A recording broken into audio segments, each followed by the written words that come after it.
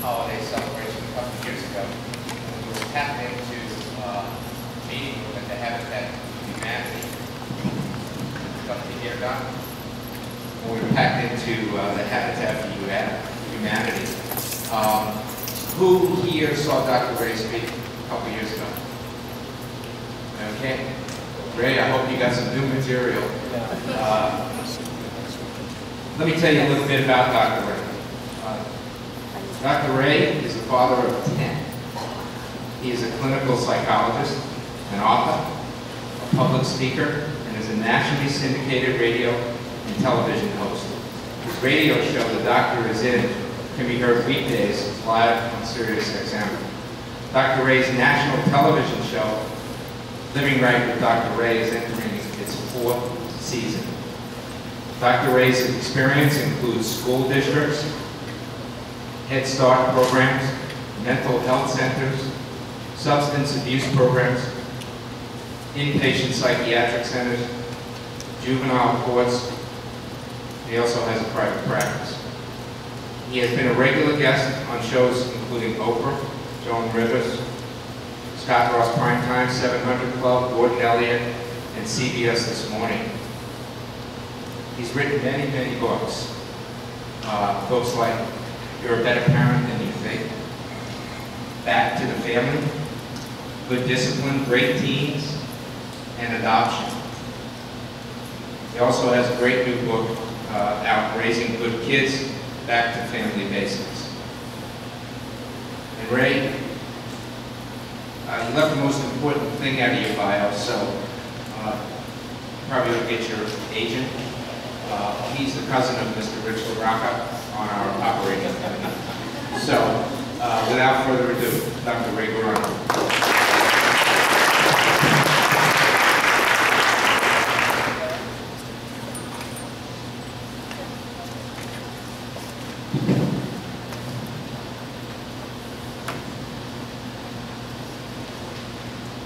I had the privilege to be with you folks a couple years ago. Nice to be back. Thank you. Part about the 10 kids is true. That's why I'm here. It's quieter here, it smells better. People find out I got 10 kids, I always get this.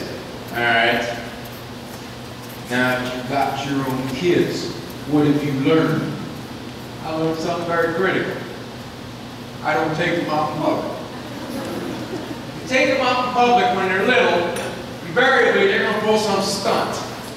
Embarrasses the heck out of you. If people know you're a shrink, it's worse. Because you can almost hear them thinking out loud. Yeah, let's just see what Mr. Psycho Man does about this one. But I figure it this way. We parents, we get our vengeance. First 9, 10 years of life out in public, you guys embarrass us. After that, we embarrass you. Oh man, come on, Dad, don't wear the pants with the feathers. Dad, come on. Don't wave at me when people are looking right at us, and I'm not going to pull your finger. At one point, my 10 kids were 12, 11, 10, 10, 9, 7, 4, 3, 2, and 1. I didn't go home. My 10 kids, all blessings through adoption. I don't know if any of you are adopted parents. Agencies don't tell you this. I figured it out about the 3rd kid. You adopt in December. You still get the tax deductions for the whole year. Yeah, they pay for themselves that first year, then you start to fall behind because they eat more, but you know, you cut back on the food, you can break even September, October. Now my wife and I have had this ongoing conflict ever since the kids were little. And it got worse as we got more kids. I think you folks will agree with me. First of all, my wife does not work for a living. I don't know what she does. You quote me, I'll deny I wasn't even here. I've seen what the woman does. I want no part of what the woman does. When the kids were little, she'd take them to the grocery store. I'd go. If I was heavily sedated, I would go. You had to see it. strung out behind her like ducks, hands at their sides. Now, I'll touch anything. And they wouldn't deviate 6 inches either way out of a straight line the whole 3 hours they were in there. No, they wouldn't. Leg irons wouldn't let them. I got 3 white kids, 2 Hispanic kids, 2 biracial kids, 3 black kids. People would look at my wife. Some of them were pretty bold. Is this some kind of club or something? Some of them wouldn't say a whole lot, but I could read their eyes. That major dork don't realize that may know who he is. I suspect her, but I can't catch her. Now, a lot of you young folks in here had battles with your parents. Why? Because they're disciplining you, that's why. I was talking to my cousin Rich, and by the way, I mean, they didn't tell you this, but I've been carrying Rich's dead backside for years, you know. Kids, I know you don't always see it the way your mom and dad see it. I understand this. From what I understand, this is a select group of kids here. Now, you think you would have gotten here without those folks? No, you would not. I remember the first time my mom disciplined me, I didn't like it, I didn't understand. I said, I don't like you. She looked at me. Raymond, you're a little behind. Stopped liking you last year. That was back before you could psychologically smack parents around. One of the reasons your parents discipline you is because they don't want you to be disciplined by them folks out there.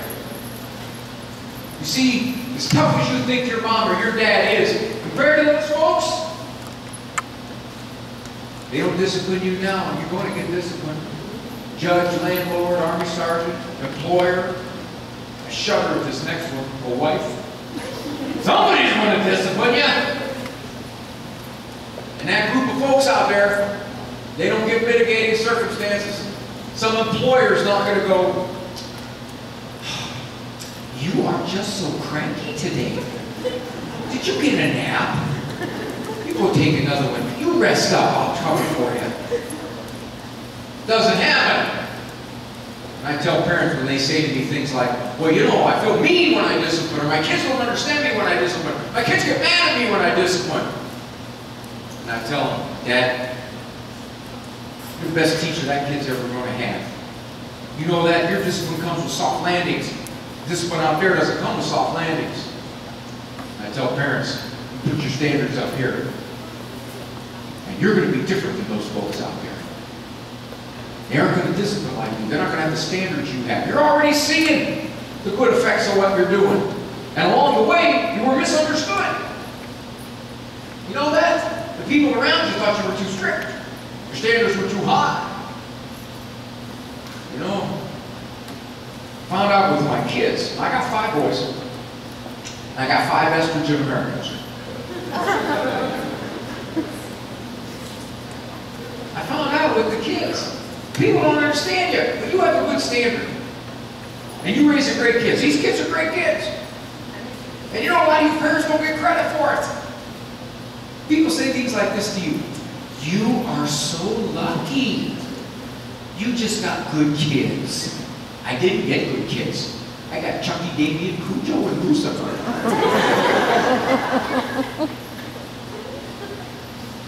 I learned a lot of psychology from my father. Now, my father went to God before I was born. Excuse me, Lord, I'm going to raise a whole bunch of kids. I don't want to complicate the whole affair. Just give me 8 or 10 phrases, and I'll repeat them over and over. A lot of dads in here. And I'll tell you, that says something.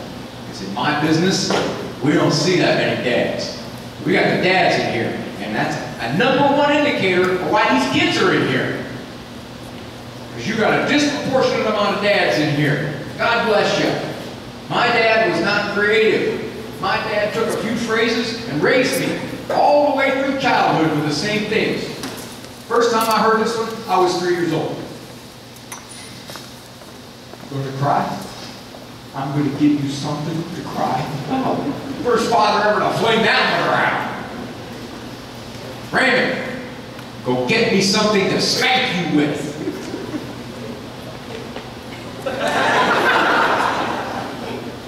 But see, fathers are generous people. I mean, we don't get credit for it. Right now, I was a very giving man. I always gave me stuff 8, 9 times a day. Dad, I can't shovel the snow. I got a bellyache. Raymond, I'm going to give you a bellyache. You notice how your father's always giving you something. Now, you're not going to find I'm going to give you a bellyache in any discipline book. I've looked. It's not there. By today's enlightened psychological standards, my father was a barbarian. Parenting Neanderthal. You judge it by the acid question. How well did what he do work? Half the time. My dad dropped out of high school during World War II. He wasn't what the experts would call psychologically slick. How's he getting this kind of success with his discipline? 2 things. He loved me desperately. I know you love your kids desperately, folks. Come on, look at this. It's 60 degrees out there in the middle of December, and you folks are here. That either tells me you're wonderful, loving, caring people, or you got no life whatsoever. But either way, thanks for showing up. I know you love your kids. But my father had something that I believe you also have to have it. If you don't have it, you're in big trouble. My father said to me, Raymond, I asked you once, leave your sister alone. Have a seat. Won't get up till I tell you.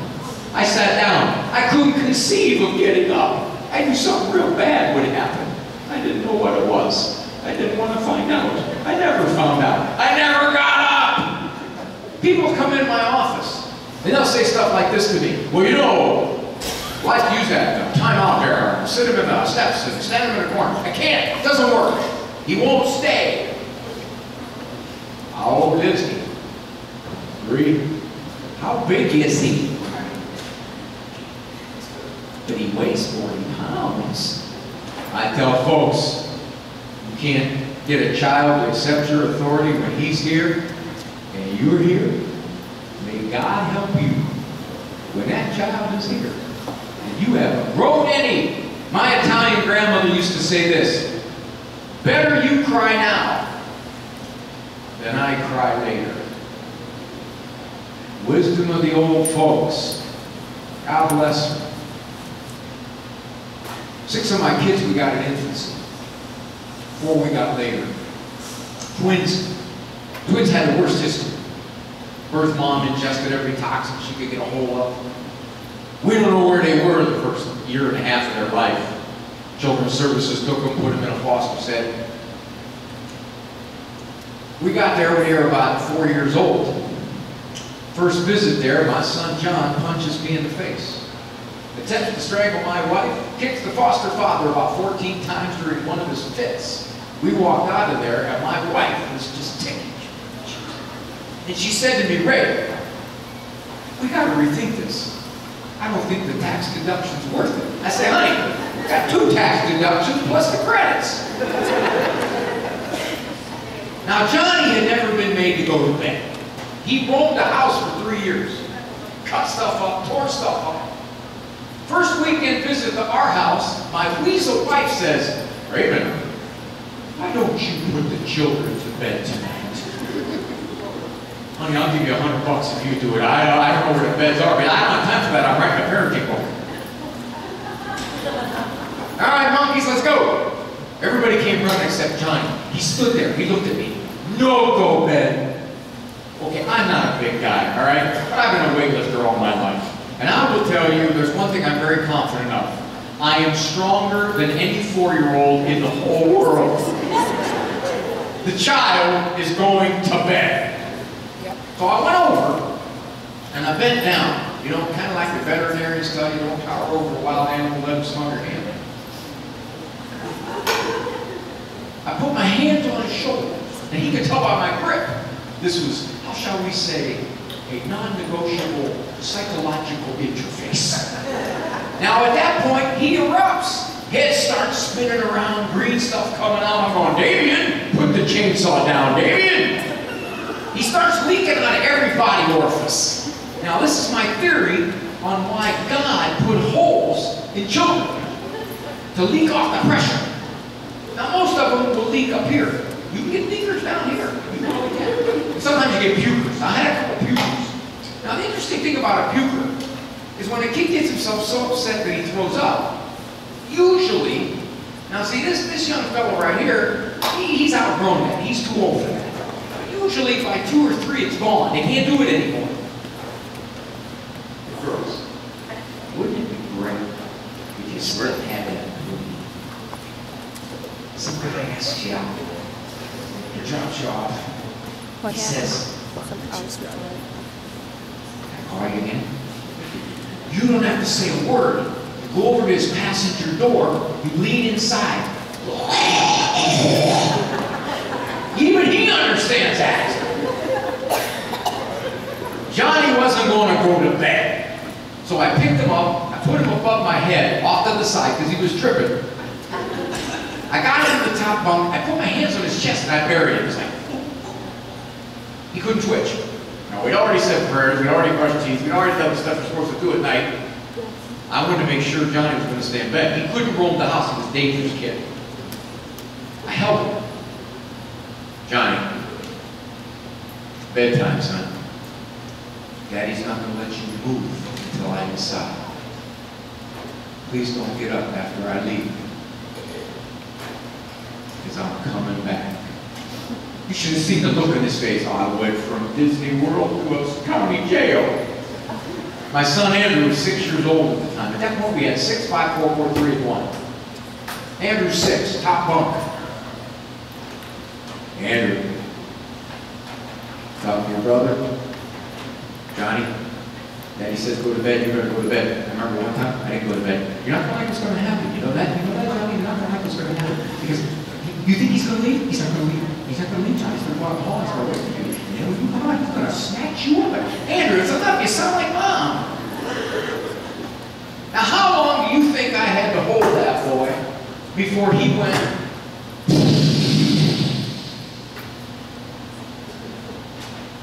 It was under a minute. Not because I'm a great disciplinarian, dear people, because he sensed something. He sensed that guy means it. So I say to you, dear parents, you love these kids, then you mean it. I see more and more kids in my office because their parents were wimps and because their parents were lovingly strong. People will say to me, could you be too strict? No. Not in the context of love, you can't be too strict. You could be mean, you could be nasty, you could do that, that's for sure. Too strict? How? When you love, you put your standards up high. That's why these kids are sitting here. God bless y'all for what you do. Makes me want to go home and smack my kids. Kids, you want to do well at work? You want to do well in life? You want to do well in your marriage? I'll give you a couple of simple techniques. You ever sit and talk to somebody and you come away thinking, boy, I like them. I really like them. And you're not quite sure why you like them so much. Then it hits you later. The whole time I talked with her, she asked all about me.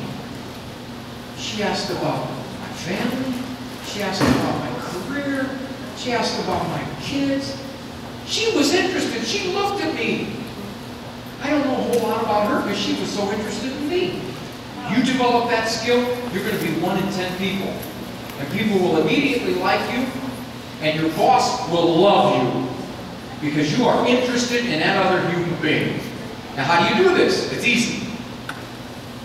Us guys, we're not real good at communication. You know, you ladies are so much better at this. It's true. There's a huge difference between boys and girls. Little girls are generally more talkative than little boys. They talk earlier, they talk better, they talk longer. That's why, see, if a mom drifts into a discipline trap, it's usually something along these lines. Talk, talk, nag, nag, repeat, repeat, negotiate. Talk, talk, nag, nag, repeat, repeat, negotiate. If a dad drifts into a discipline trap, usually something along these lines. Tolerate, tolerate. Oblivious, oblivious. Ignore, ignore. Kill! Tolerate, tolerate. Oblivious, oblivious. Smash! Smash. One time my wife was taking the 5 girls in the big van somewhere with her. I had the 5 boys in my vehicle. She pulls up next to me at the light right before we get on 77. She does this. Looks down at my car. The extent of the conversation in my car took place about 17 miles down 77 when from the back seat my son James says, "Oh, jeez, Pete, Dad, tell it roll down the window." You ladies, you're so observant. See, that's a natural advantage you have over us guys. You notice everything about everybody at all times, forever. To be used upon men who get to a point in our lives if we notice our wives are out there, we get extra credit. My little girls would come downstairs before church to do this.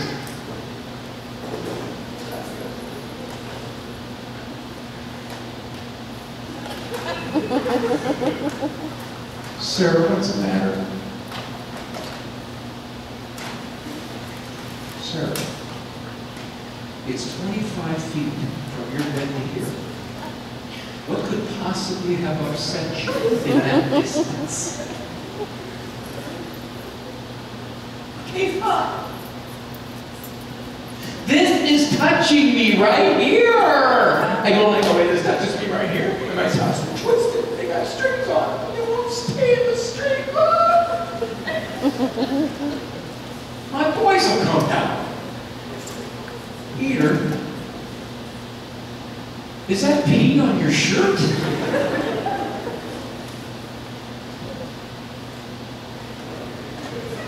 You see it now, Dad? First day of kindergarten, I asked my son, Andrew, how was school today? Okay. That's good. That's good. So what'd you do? Nothing. Or ladies, if you got a very communicative male, stuff.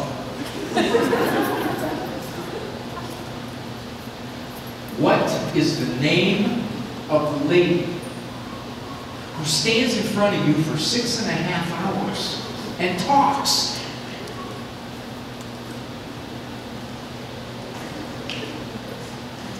I don't think she told anybody, Dad. Joshua says he's got one called Teacher. I'll ask her if they're related.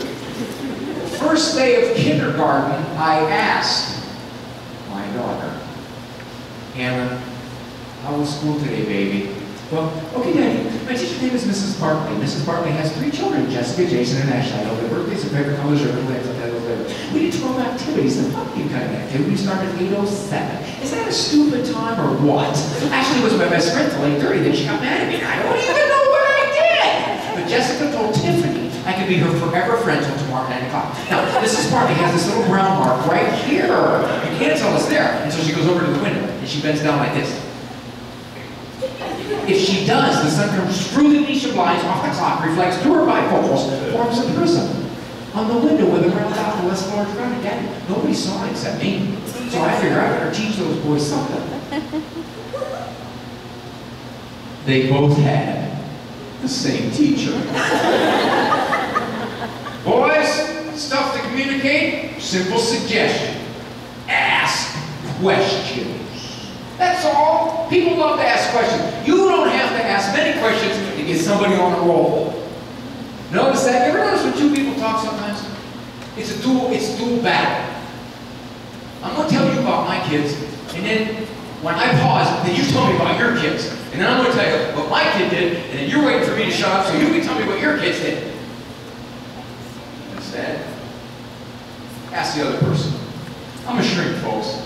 I've been shrinking for 30 years. I used to be 6'9". People come into my office, and you can't imagine what they tell me. Crazy, rot gut nonsense that I have to sit there and And I got to figure out why they think the way they think. So that when they leave that office 1 hour later, I got to be able to understand where they're coming from, why they're coming from it, what their logic is. Now, I may think it's total nonsense, but I got to understand it. And that's what I say to you. Your coworkers, your boss, your spouse, your mom and dad, understand it. People come in my office. They've been married 30 years. I'll say, well, do you know why she gets mad at you like that when you do that? No. You never asked? I don't know why she does. 30 years, they don't even know how the other person thinks. That'll serve you well, honey. That'll serve you very well. One more point. Those of you parents who have raised these kids and when they were little, one of the things you wanted to try to teach them was manners, right? You'd be out in some public and somebody would hand this child a cookie. The manners always made you look very good out in public when the kids used them, and that's why they didn't use them. So you'd help her out. What do you say? And she'd look at you like it's the first time you ever brought this idea up. And then you'd help her a little more. What's the magic word? Now, being a veteran parent, you knew how to create pain. You take these names, and you go for some fleshy body part, and you start to dig. Say thank you. Ow! Hurting me. So what you did is you took the cookie, you gave it back to the person who gave it to her, and you told them. And she needs to say thank you. Why did you put so much effort in manners? Come on, it's just manners. Please, thank you. Excuse me. I'm sorry. Why? Because it creates a fabulous first impression. When these little ones were at a restaurant and some waitress brought something over and she said, thank you. Waitress would melt. Wouldn't she? Oh, is that cute? Isn't that sweet? Oh, here, take the meal. It's free. Go on, take the meal. You do this as an adult. Most adults don't do this. Please, thank you. Yes, ma'am. No, ma'am. Yes, sir. You will immediately create a positive first impression.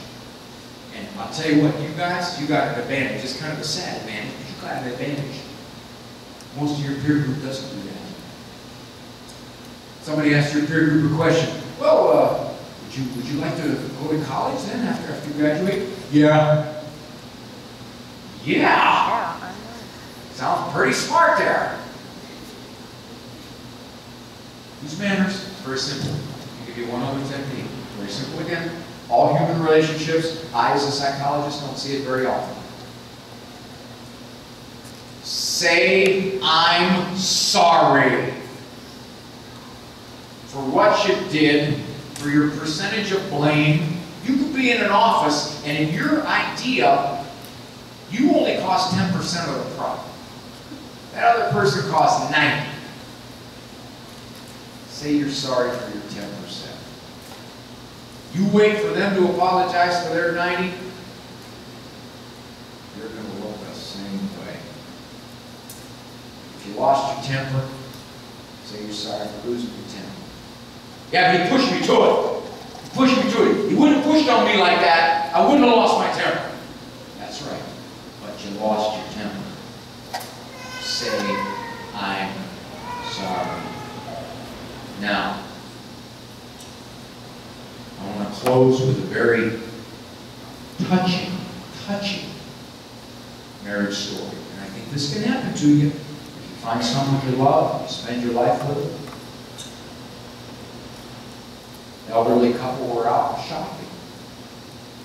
She bends over, she picks up a can of clean peaches, she sticks it under her coat, and she tries to walk out without paying. Woo! She goes before the judge. What'd you do? Stole a can of peaches. How many in a can? Well, 12 days in the county jail then. Her husband's like, what the heck is this? This guy's a hanging judge. He raises his hand. Your Honor. I'd like to add something, please. Go ahead. She also stole a can of peas. God bless you, guys. Thanks for having that.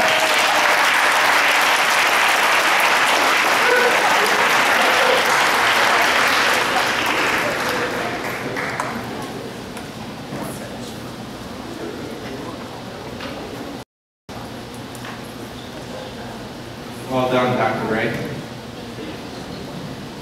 Rich, I think we ought to put him in the Palace Theater, right? We'll sell some tickets. He's getting rid of his agent anyway because he didn't mention you. So. Put him in the Palace Theater, sell some tickets, split the revenues. Thank you. Thanks for spending your Sunday with us. Thanks for believing in these kids in camp and the early college. Love you. Thank you. And Rich, thank you. We have some special guests with us today, and I'd like to recognize them. First, I was happy to see so many of our alumni and graduates here. Would you all please just stand up for 1 second and welcome our alumni back.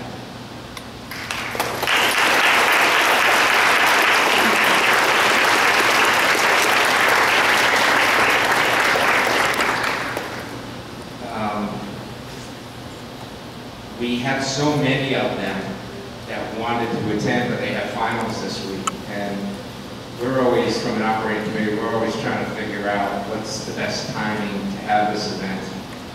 We get too close to the holidays, we may lose you for vacations. And obviously, if we have it too soon, we lose some of the alumni. So we're going to be taking a look at that next year. We may move it closer to the holidays and take the chance, but there are many, many alumni that I personally spoke to, all the liaisons I spoke to, that really wanted to be here. So, I would also like to recognize our newest members to the camp family, and they are our technical camp students and their families. Would you please stand up and give away?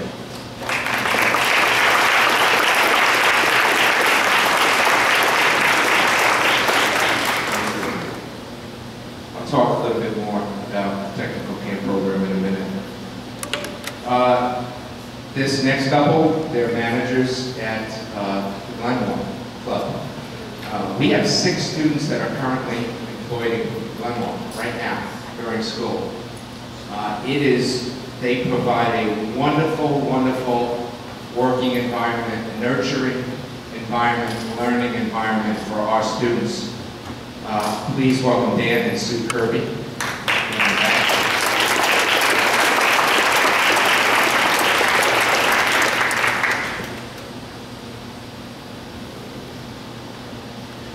She was our very own special job coordinator over the summer at Freshmark. And I believe, this is our 3rd year with apprenticeships at Freshmark, and I believe the best total group we've turned out at Freshmark. Freshmark was the original company to offer us apprenticeships. They are the godfather of the camp apprenticeships. We had 4 there this year. She's home from school, where she goes to OU taking her master's right now, trying to complete her master's. And she's now working during this holiday break with the new tech camp program and Freshmark on helping create a pathway for trade jobs. So would you welcome Ms. Chelsea Foster?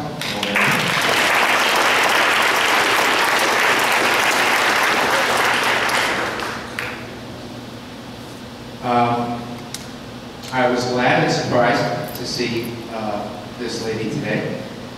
She is from Walsh University and also the Stevens Foundation. Dr. Carolyn Law is here with us today.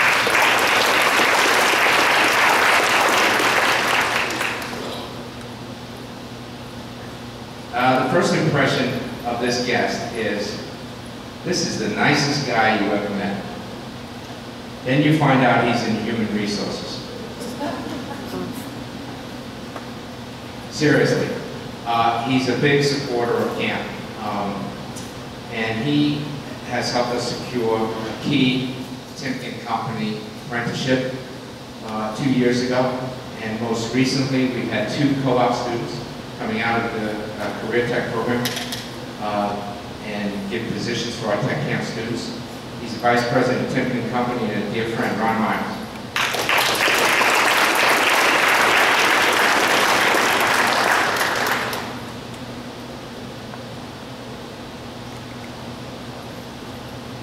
He is what we call back in Queens, New York, he has chutzpah. We don't really say that in Queens, but I can't tell you what we say in Queens. He says what he means, and he means what he says, and you talk about getting to the point, this guy demands it. He's a great supporter of the early college, high school, and camp, and a good friend. Our leader, the superintendent, Adrian Allison.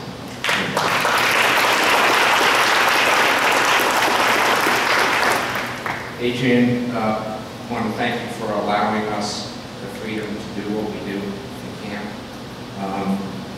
And please tell Krista that I feel the same way. And I'll do a pizza lunch with her in a few months. We'll talk about it. Adrian, real quick story. Ken, I get a call from Glenn, the general manager at Glenmore, Myron Burgess. He used to do a car show there called the Glenmore Gathering for years. Calls me up, he says, hey, do you have anything to do with camp and transportation? I said, funny you should ask. We just talked about a transportation program on an operating committee.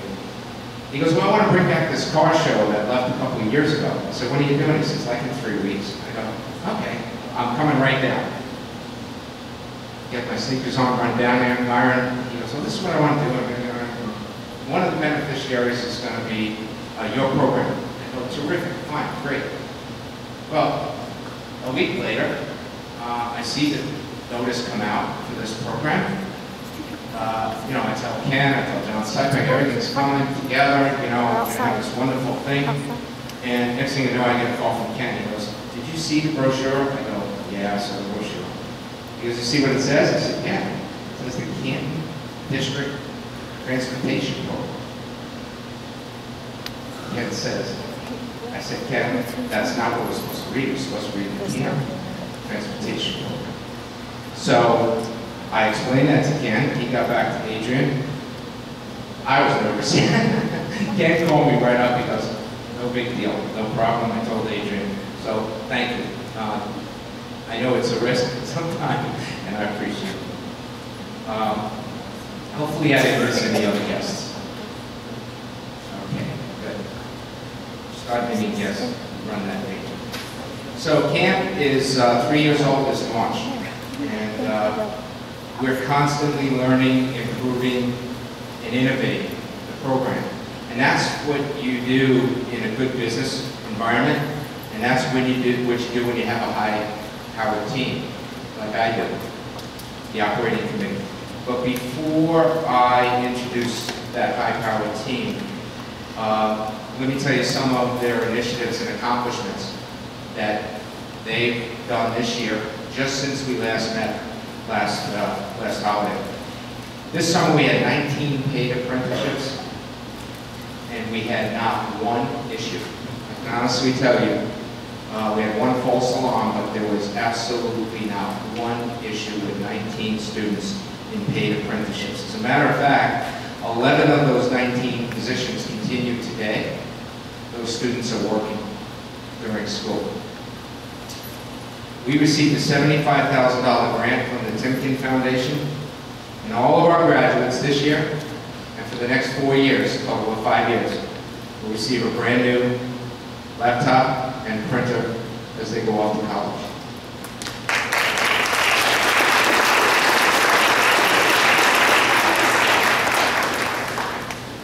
We have a focus, we have a mentoring program test.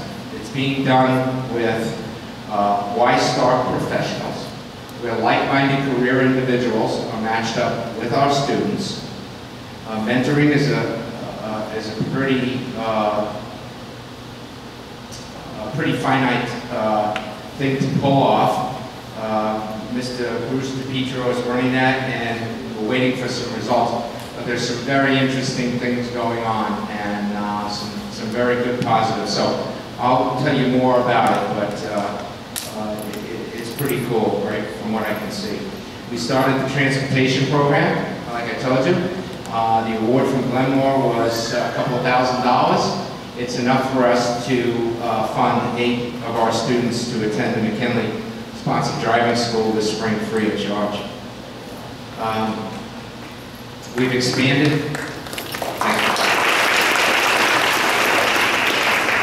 We have expanded our graduate liaison program. We have over 20 volunteers that contact some 25, 26 alumni on a monthly basis while they're in school. And the feedback from that program is absolutely fantastic. Many of these students really enjoy just a phone call. And how you doing? And is there anything we can do to help? It really goes a long way. And Kathy Thomas is not here, she coordinates. It's a big coordination. But for the liaisons, it's a 5-minute conversation, and it's paying some big rewards. Won't go into the specifics, but it is a very beneficial program. We've made high-level contacts, Mr. Bruner and myself, at Hiram and Cleveland State, and in about 3 weeks, I think we see Youngstown State, correct? These contacts have proven to increase both the timing of acceptance in schools, the amount of student aid, as well as making it easier for our students to consider going to school in Northeast Ohio.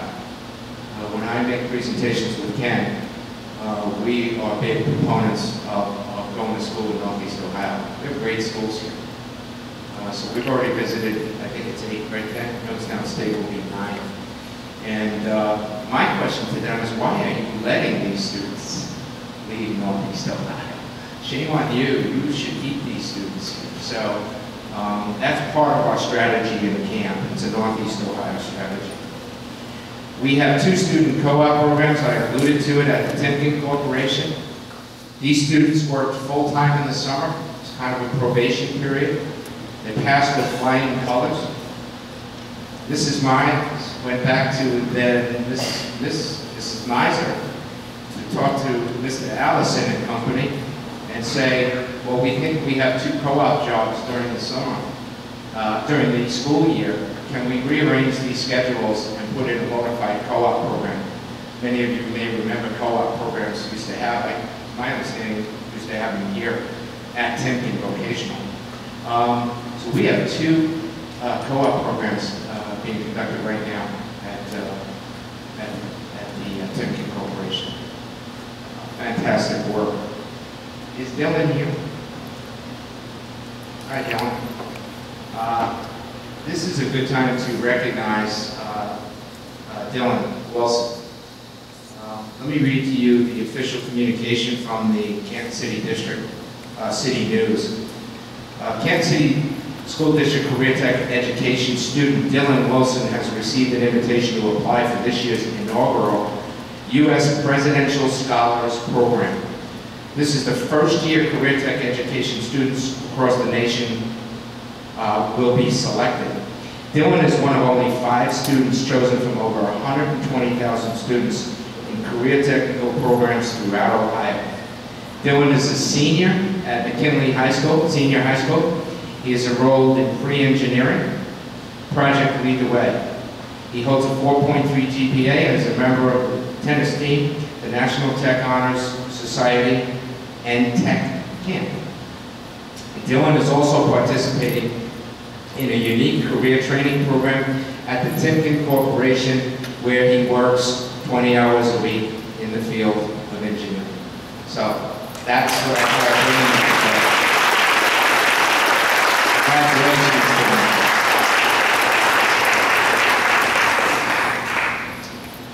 We revitalized the tech program.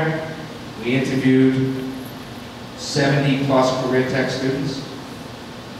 Selected about 20, and that program will mirror the camp image with the goal that these students will receive career and job training for trade, vocational, and technical jobs. That's a big move, believe me. We secured 10 new computers and notebooks from the 21st Century Grant, Dr. Gloria Donovan, because when we added these career tech students, we wanted them to be the same. We wanted them to have computers. We wanted them to have, you know, the backpacks. We wanted them to have the resources that we have. Dr. Gloria Donovan, in about 2 minutes, gave me a call back at 10 more computers for these students, so it was a great job by her. Lastly, just this week, we started 2 brand new paid jobs in the healthcare industry for our graduates, 2 of our graduates. I don't know if you know it, these don't really exist in the healthcare industry. Dr. King can tell you, you could go to school for 35 years and not get a paycheck in healthcare, it seems. But these 2 students are now interning at the West Medical. They started on Monday. Please congratulate them, Justine Chestnut and Kiana Owens. Would you stand up, please?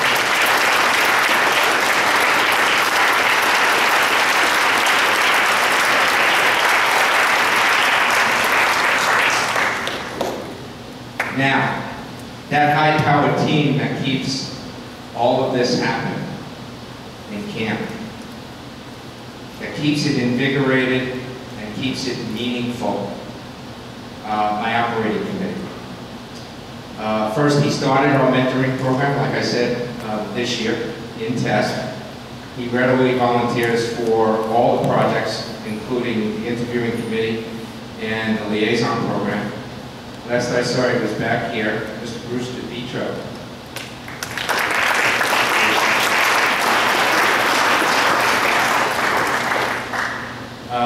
He is on our interviewing committee. I'm sorry. This gentleman assisted with the Tech Camp program for probably about 1.5 years. He is now going to head up a key program in 2016 called Financial Success. I'm really excited about this program. We'll be talking about good credit. We'll be talking about debit cards. We'll be talking about loans. We will get into specifics about car loans, college loans, and I'm excited about it. Mr. Mark Savodia is with us.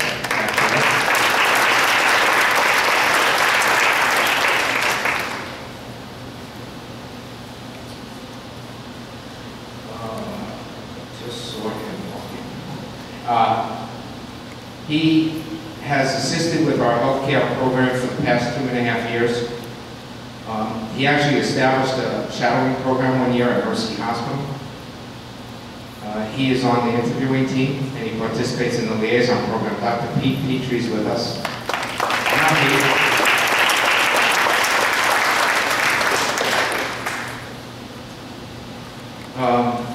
He is my brother from a different mother. He works on the interviewing team, and he's actually conducted some key seminars. My brother, Dennis Drennan, right.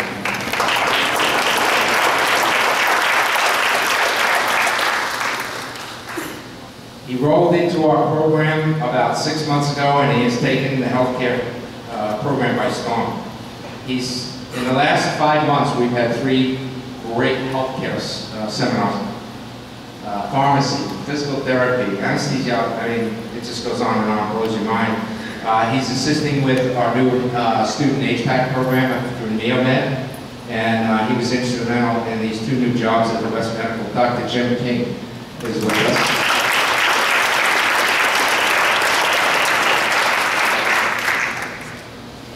She's conducted student seminars and field trips. She's a member of the interviewing team in the liaison program. And she's also responsible for hooking us up with those great backpacks that you all have now, including tech students. Susie Shearer, where I am back here.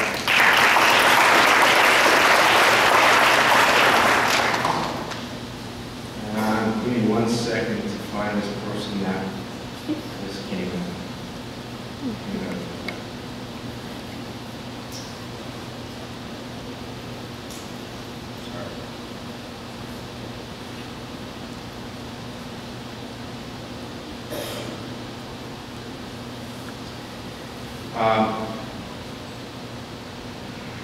This lady single-handedly, I'm going back to special guests now, this lady single-handedly created a fundraiser last year, which funded all of camp's operating expenses for this year. The table full of celebratory gifts here, the backpacks that you see, the clothes we buy for our working students, the transportation we take to go between here and the oil and gas fields, whatever it may be. This woman has been what I call one of our guardian angels. Mrs. Ruth Ann Wolkoff is with us.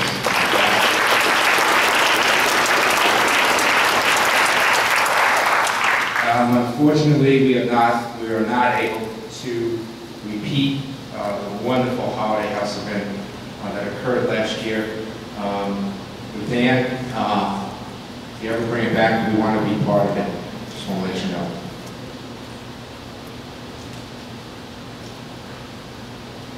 Let's see. Okay, I'll do these in tandem because they're so intertwined right now.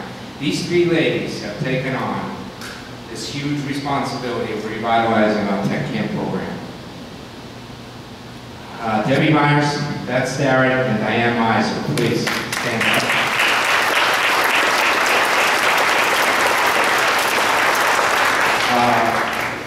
Debbie spent years in the corporate world in human resources.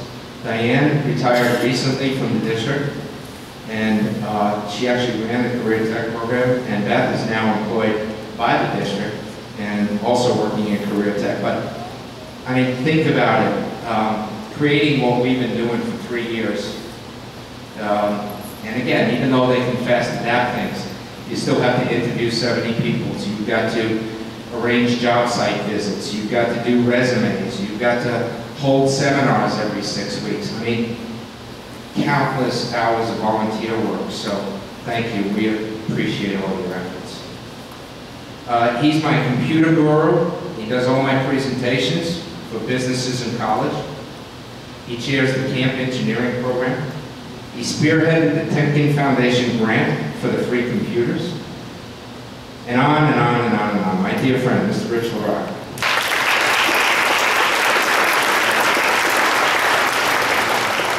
He is my sounding board, my rock, my brother. He is on the interviewing team, the liaison program. He helps with key fundraising and networking for key apprenticeships. He also is the co-founder of CAST. I could go on and on. My dear friend, John Seifert.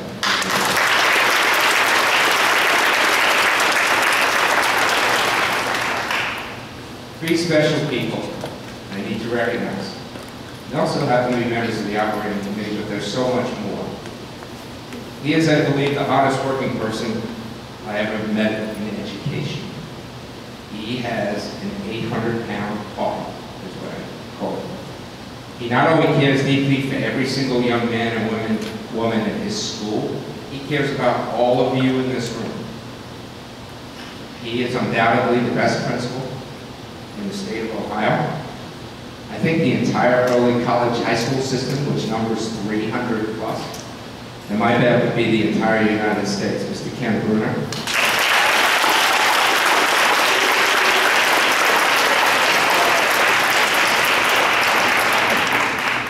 She is the glue that holds the entire program together. Her organization, follow-up, passion, and enthusiasm for the program and our students is simply remarkable. Our program is 3 years old in March, I said that already, but I can tell you, there was a time about 1.5 years ago when, without the administrative support to run a program this big, mind you, we're up to 65, 70 total camp students, including alumni. I mean, I felt like I was back in the corporate world, which I was glad I left 5 years ago. But, and the program was in jeopardy because if it's not running smooth, if I don't have attendance sheets, if we don't have the things we need, and it's constant battle to find information, this woman came along and just makes it, she really, without her there is no camp. She's also a very dear friend. This is Tabitha Bruno Lurley.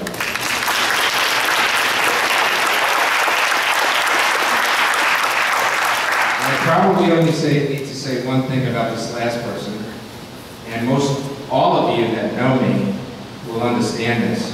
She puts up with me 24/7. See? Like that. I think I found the only one in the world that can do that. So my beautiful wife of 37 years, Leslie Fitzgerald.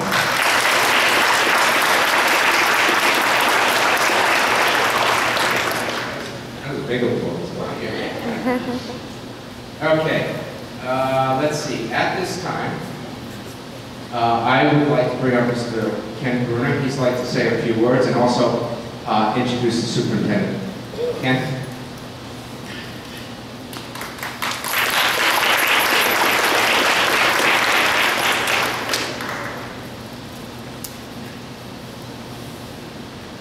Thank you all again for coming out to this great event, and like Mr. Venturella said, he extended out a lot of thanks, and I really want to thank the parents and the students for making this thing right here possible and entrusting the leadership of this district and the school system for this to happen. So hats off to you guys for making this possible and letting me be principal. Appreciate it.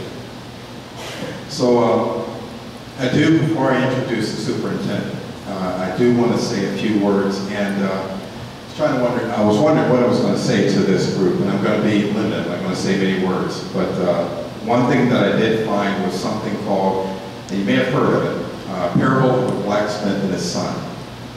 So the idea, and it kind of fits with the theme of what's going on here. I'm going to summarize the story a little bit. This young man went out for a job. Looked like the interview went very well for him. And so the employer had asked him, to see his hands.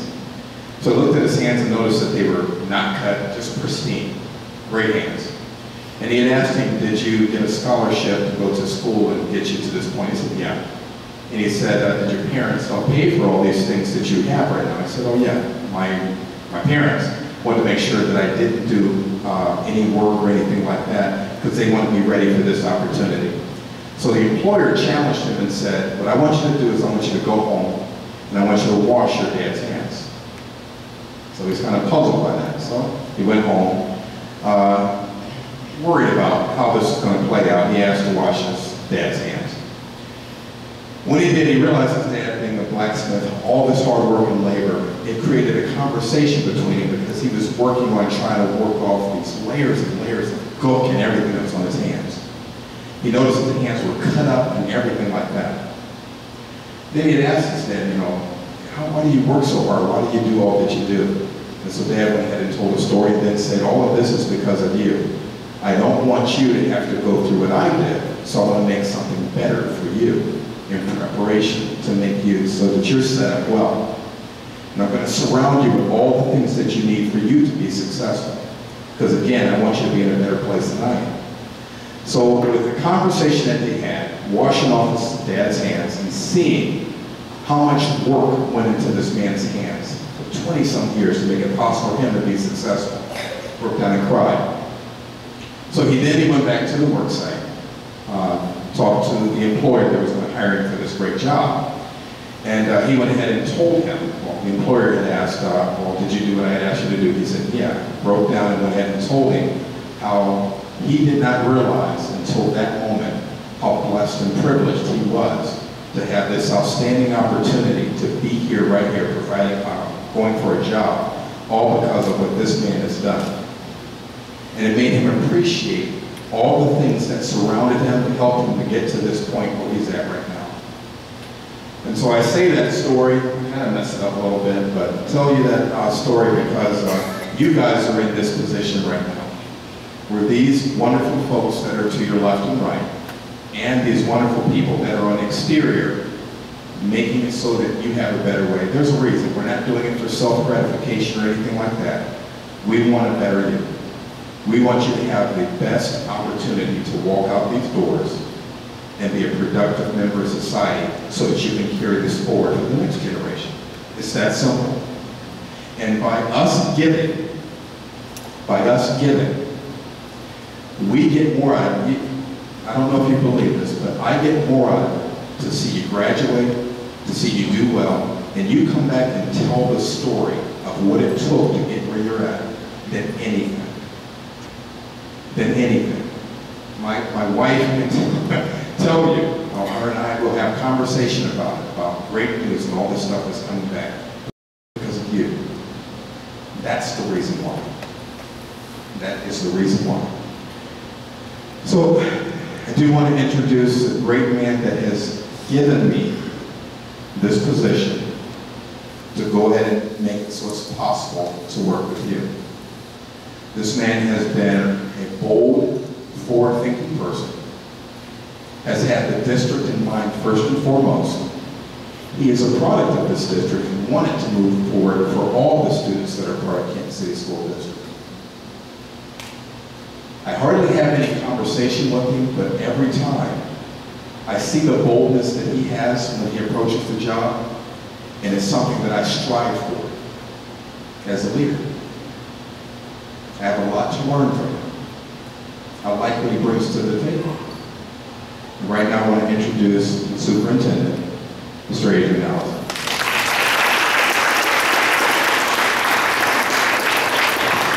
I'm standing between dinner. Tom, am I standing between dinner? Okay, all right. So let me be brief. I have two daughters, both attend the Kansas City School District. My youngest daughter is a football fan. She is, and I love football, and she has turned into a major football fan. And her birthday was Thanksgiving, and so we decided that we were going to get her 2 tickets to the Browns game. So we, last Sunday, went to the Browns game.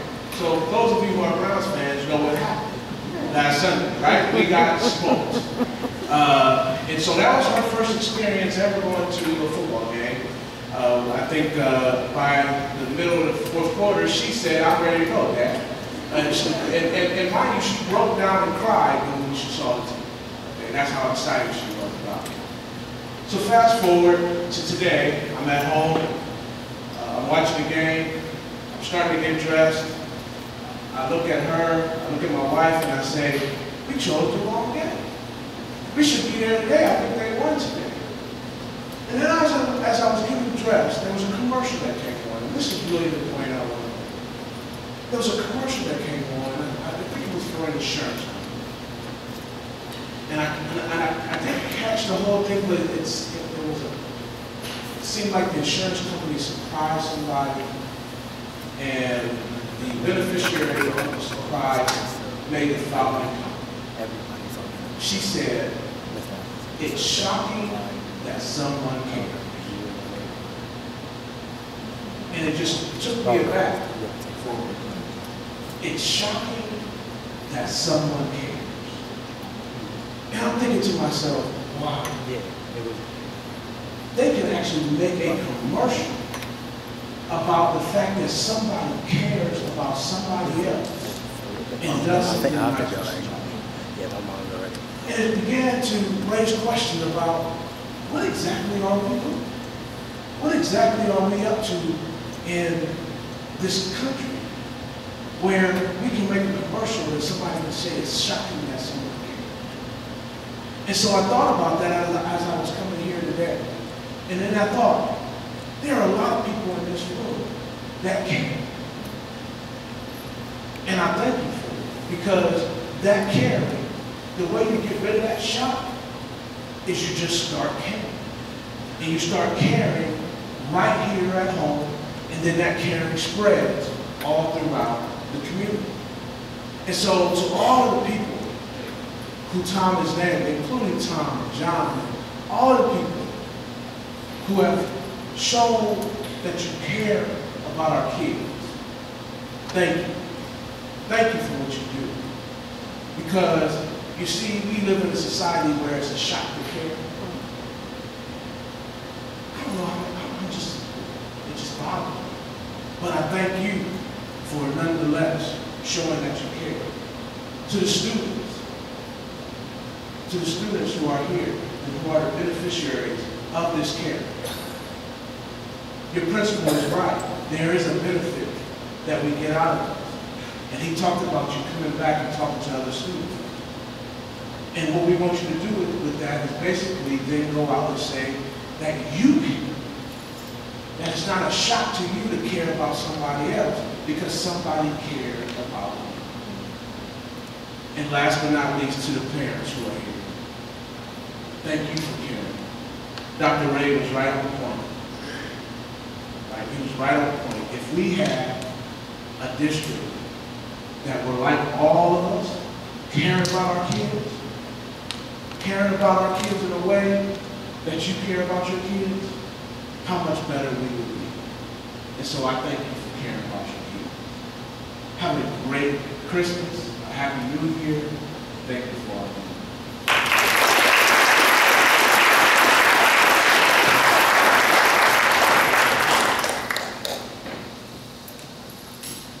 Okay. We are just a few minutes away from some delicious food. That's all set up. And this is an appropriate time to thank that committee who is hosting this celebration. My wife Leslie, Tabitha, Kathy Thomas not here, Kay Leisure, and all the students who helped set up. Please give them a round of applause.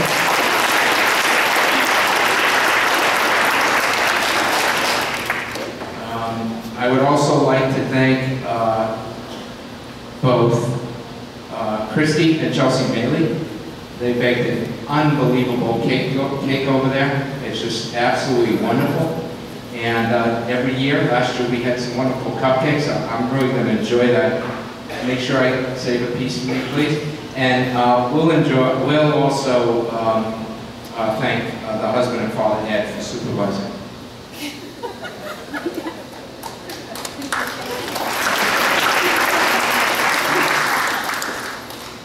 Jack Pearson will come up in just a few minutes to lead us in an invocation. When Jack is finished, could I have all the camp and tech camp students right here, right in the front of the stage? We're going to have a group shot, is that right, Mrs. Brennan? Okay. After that, after those pictures, well, tell you what, as soon as they come up, everybody else can form the food line. You can start getting some of this wonderful food. After the pictures, students, camp students, tech camp students, would you please line up over here? We have your celebratory gift. Our tech camp students already received their laptops and backpacks today. Congratulations.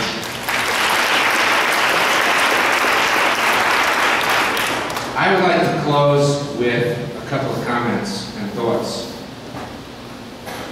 First of all, camp is part of a larger volunteer organization called CAST. That stands for Caring and Serving Together. We serve about 5 main partners.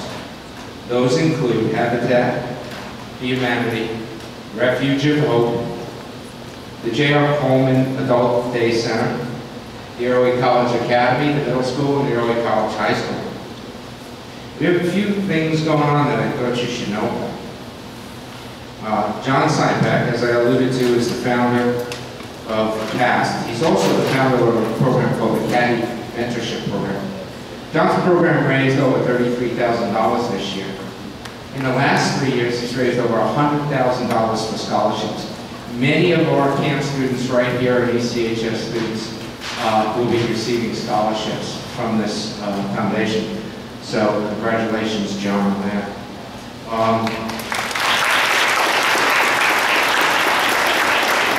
Recently, we received funding from a Halloween charity event for the J.R. Coleman Adult Center.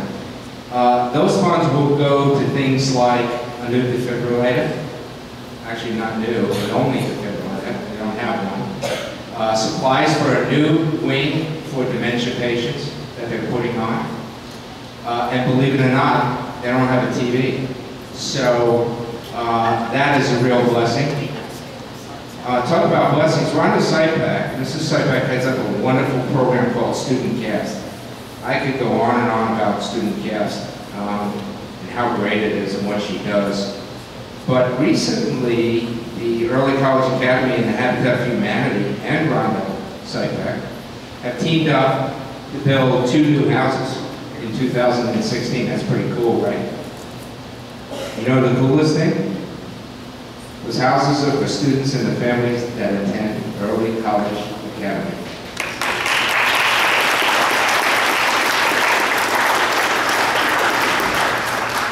And I believe that will happen, right, John? I'm telling you this about these blessings for a couple of reasons. One, that camp is proud to be a part of the terrific organization which believes in giving back to the community that we live in. That's what we believe. Similar to what Adrian was saying. With all the bad things going on in this world, and every time you turn the TV on, you open up a newspaper, and all the bad things that are going on in this world and in this country, hopefully you can reflect back on those couple of things I just said, and just think about the good things happening here in camp. I'd like to close with a couple of thoughts. I think I said that already. Parents and guardians, thank you for trusting us with your children. We ask that you entrust them to us and that we would nurture them, and I hope we're doing a good job of that. So thank you for your support at camp. Students, I believe that you understand what a unique opportunity you have in camp. Keep up your grades, continue to make good decisions, be good sons and daughters, stick with this program and good things will happen to you. I will end with a quote from an anonymous author. The 6 most important words. I admit I made a mistake. The 5 most important words. You did a good job. The 4 most important words. What is your opinion? The 3 most important words. If you please. The 2 most important words. Thank you. I like those the best. The 1 most important word. We. And the least important word, I. Thank you. Merry Christmas and Happy Holidays.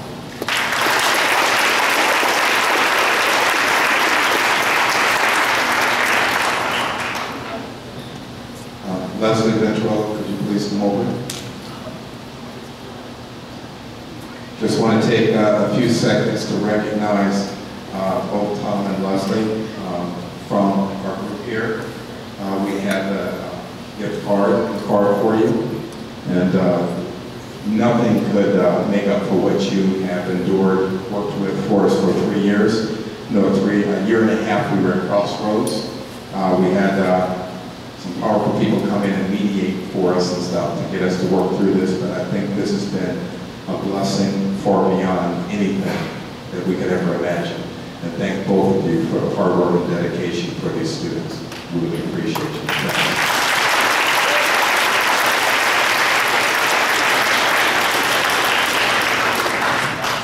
You guys bow your heads. Dear Heavenly Father, we thank you for this day and thank you for this gathering once again. Lord, we ask that you bless this food that we're about to receive and we can nourish our bodies, and Lord, bring us back once again at the appointed time. In Jesus' name, amen.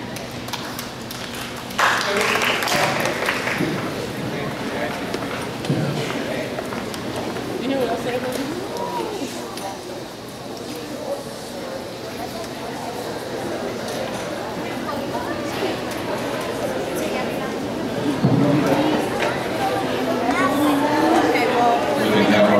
Our guest speaker and superintendent, you please go through the line.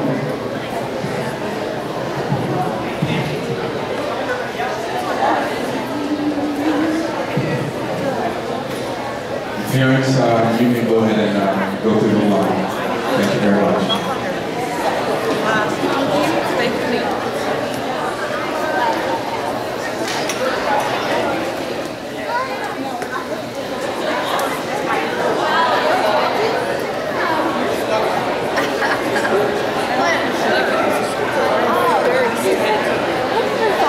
Setting up an interview.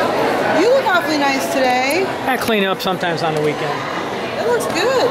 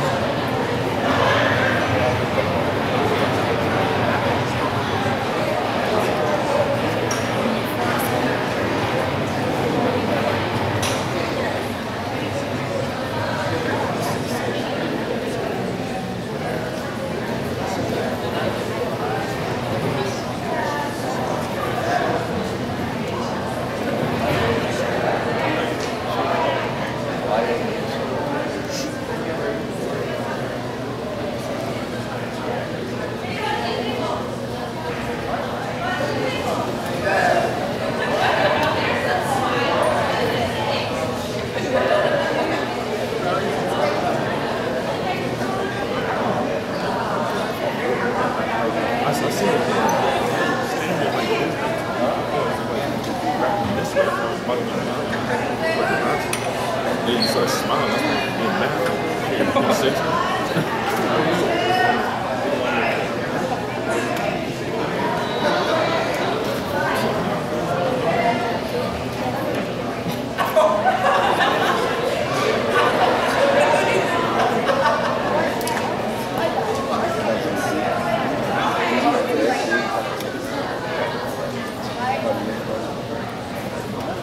Oh, okay.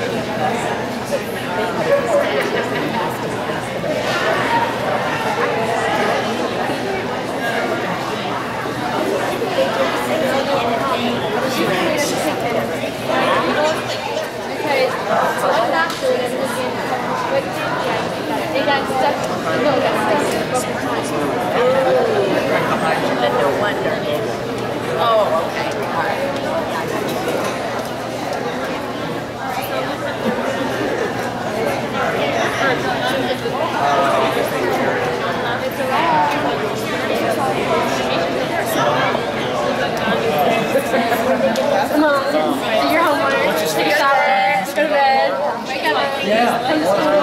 Do it again. Who was that? I'm supposed to be in our rooms, finish my book because I'm almost done with it. It didn't say what it's from.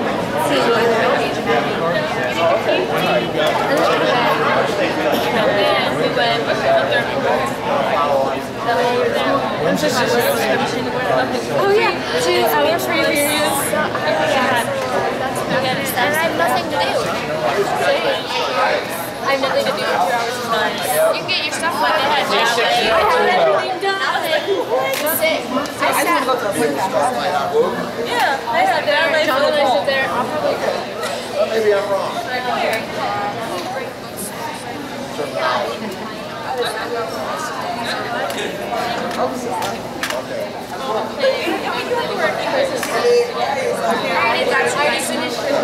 She went shopping. Except for Logan, I didn't get Logan. I mean, it's at least it's not great. So I got my, and I think my first time that I had,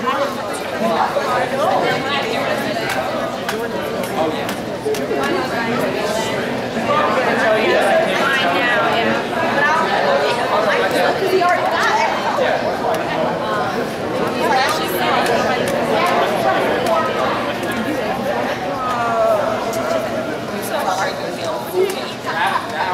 Just grab some more.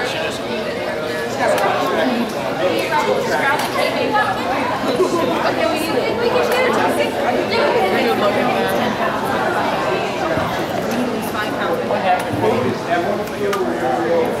What happened to you too? Because you had like a crutches for a while.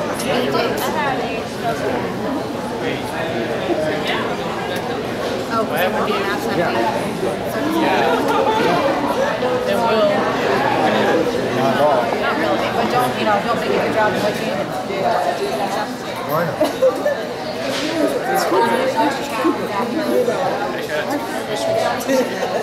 Like the rare prescription, basically like just slid open. It's like, yeah, basically it's like a CD. Actually, you actually don't type it in. It actually has these microsponsors, like these text. It's extremely expensive software. It just recognize it. Software is talking to it. He just gets angry. This one is not everything. Then the P, like there isn't one, actually more than P is so super angry that everybody can see. You just get back, I was really scratchy. She's really annoyed. She's like,